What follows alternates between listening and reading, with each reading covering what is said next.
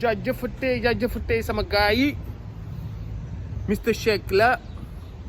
maa ngi nii Brooklyn New York gars yi tey dama ñëw defal leen benn vidéo ci Ousmane Sonko victoire ndam bu rëy bi mu am ndam bi mooy lan Ousmane Sonko dañ ko wane mu def benn mbootaay bu rëy fukki mbootaay ay kàngam ñëw fekk si ko Pastef.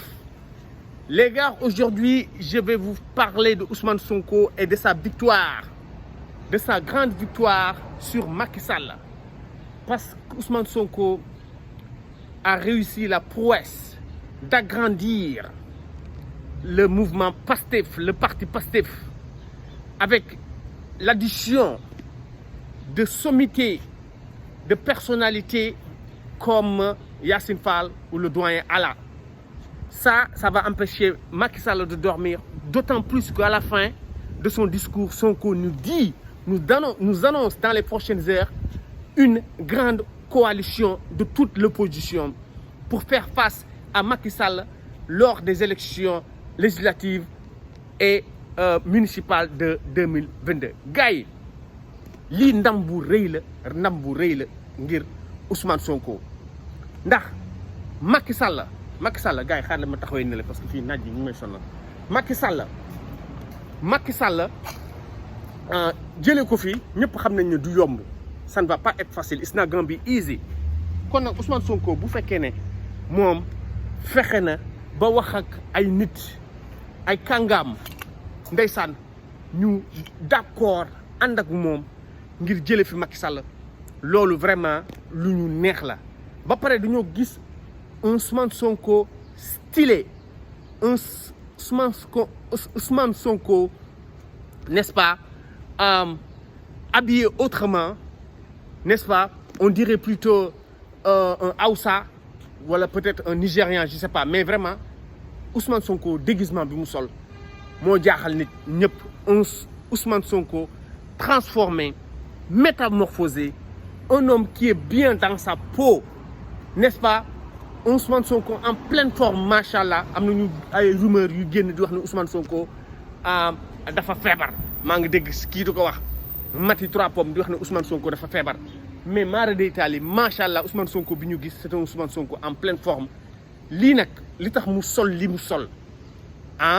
dafay wane ne moom mi ngi ci jàmm que ne moom fi mu nekk nii mi ngi dund happy mi ngi bégee te lii Macky Sall bu ko gisee vraiment dina am lu ko metti ndax yow nga jël ay kàngam yu bëri ci Covid bi mais déjà ni mu defee cérémonie bi ni ñu ko defee moo njëkk garaaw loolu wax naa ci def naa ci sax vidéo démb ndax xool leen gars yi ni ñu toogee sol seen masque solu ba rafet gis nga bés bi dañ ko jox akam dañoo solu comme kuy fête tabaski wala 31 décembre xam nga ñëw tout le symbolisme, n'est-ce pas, de la cérémonie. On a vu que les participants ont émargé, ils ont signé, n'est-ce pas, le pacte de travail ensemble, de s'unir. Après ça, il y a la séance photo. Après ça, les écharpes ont été distribuées aux différents membres. Li symbolique bi ci nekk vraiment ba pare la presse était là Ousmane Sonko fu mu ñëw presse bi dañ koy song ci fin bi gis naa ñu koy laaj di ko wax ndax Macky Sall du ndax Covid bi Macky Sall du pousse élection yi Ousmane Sonko ne élection yi kenn du ko pousse ndax Sénégalais yi ñu ngi ci marché yi Sénégalais yi ñu ngi gàmmu Sénégalais yi ñu ngi tabaski Sénégalais yi ñu ngi def lépp kon Macky Sall du élection yi du ko pousse ñoom de xam naa ne du ñu seetaan ñu pousse élection yi lan la Ousmane Sonko waxati mais information bi ñu gën a jox ba mu delloo njukkal kàngaam yi ndax ku nekk dafa jaar su tur wax nañ sax ba wax parti Cheikh Anta Diop RND bu njëkk ba Cheikh Anta Diop partem mi ngi fa mais Ousmane Sonko li xibaar bi gën a rëy mooy ne waxtu yi di ñëw dans les prochaines heures dinañu def benn annonce dinañu wax Sénégal yëpp ne xool leen ñun opposition bi nga xam ne Macky Sall lu ne da koy jéem a def waaye bii mënu ko yàq xam naa ne Barthélemy mi ngi ci xam naa ne Bougane mi ngi ci xam naa ne Khalifa Sall dina ci nekk ci suñu njort bu rafet ñoo ñëpp dinañ ci nekk ngir lan Macky Sall jëlee ko fi le 22 janvier mais xam naa ne loolu du yomb xam lu tax du yomb parce que Macky Sall du question ne da ngeen booloo rek loolu moo ko fi jëlee la coalition en elle-même est une bonne chose mais il faut s'assurer que tous les jeunes les primo-votants sont inscrits sur les listes électorales parce que on voit déjà qu'il y a une fraude rampante de la part du parti APR. Il y a des commissions, n'est-ce pas, illégales qui sont implantées un peu partout, n'est-ce pas, de Dakar à Louga, n'est-ce pas, en passant par Joal. Loolu yëpp dégg nañ ko ñu ngi jéem def seen commission yoo xam ne du commission yu baax di bind ay xale ñoom seen xale waa APR ba pare ñun waa Pastef suñu xale yi bu ñu demee ne dañuy inscrire dañu am problème parce que Macky Sall carte d'identité la leen di laaj waaye gars yi carte d'identité mënoo ko am ci weer Sénégal mënul nekk ndax yow boo amul certificat boo amul extrait de naissance il faut nga am certificat de résidence wala certificat de domicile après nga dem ut certificat extrait de naissance après nga jël loolu war a dem déposer bindu ji police mais loolu day jël temps dégg naa am na ñoo xam ne sax déposé nañu pour carte d'identité mais dañ leen wax après le 8 septembre def naa ci la liste yi di arrêté dañ leen wax après ci ngeen di ñëw ñu jox leen seen carte mais vraiment mais nag ñu ngi xaar parce que Sonko dafa ne dans les prochaines heures kon xëy na tey wala suba wala fii ak lundi ñoom ñëpp dinañ def beneen conférence de presse ngir wane ne ñoom nekkate yoo li ñuy wax yëpp man tiitoon naa nekkate li ñuy wax yëpp Sonko il était n'est-ce pas en pourparlers avec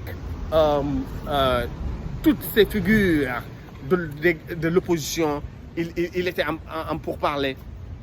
n'est-ce pas ci suuf ñu ngi doon waxante loolu nag lii nag lu ñu neex la lool parce que Sonko il est infatigable ñoom ñëpp wax nañ ko ñëpp xam nañ ni Sonko fi mu nekk nii man damay imaginer emploi du temps nan la war a mel président Sonko du noppalu ko président Sonko du nelaw ñeneen ñi nag gisuñu leen mais dalee leer na ñu ngi liggéey Diomaye gañ nañ ko gis mais Birame Souleye mi ngi fa woon mais gars yi en tout cas lii lu ñu neex la mais li ñuy wax rek mooy Macky Sall nag Sonko daf ko menacé Sonko daf ko tëkku parce que Sonko dafa ne coalition bi ñuy def Macky Sall daf fiy jógee li ci gën a yàgg diir bi gën a yàgg pour mu jóge fi mooy 2024 gars yi il faut savoir lire les non-dits il faut savoir lire entre les lignes Sonko menace Macky Sall tout simplement que s'il ne fait pas attention il peut même quitter le pouvoir il peut même perdre son pouvoir être délogé du palais avant même 2024 n'est-ce pas parce que Sonko nee na Macky Sall bu leen fàtte ne événement mars yi mi ngi woon trois